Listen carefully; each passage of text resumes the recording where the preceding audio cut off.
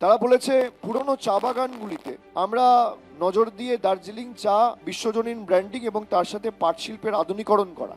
আসামে আপনারা 1 দশক ধরে ক্ষমতায়, কটা চা বাগান খুলেছে আসামে?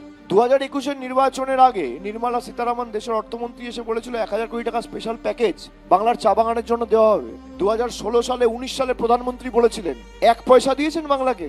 আমরা যখন ক্ষমতায় আসি 2011 সালে একটা চা শ্রমিকের দৈনিক মজুরি ছিল 67 টাকা, আজকে সেটা বেড়ে 250 টাকা হয়েছে 15 বছরে। তৃণমূল আগামী দিন জিতে আসবে, সেটা বেড়ে 250 থেকে 300 হবে। চা সুন্দরী প্রকল্পে ঘর হোক, চা শ্রমিকদের জন্য প্রাইমারি হেলথ সেন্টার হোক, তাদের বাচ্চাদের জন্য পড়াশোনার জন্য স্কুল বাসের ব্যবস্থা, বাচ্চাদের রাখার জন্য ক্রেশ।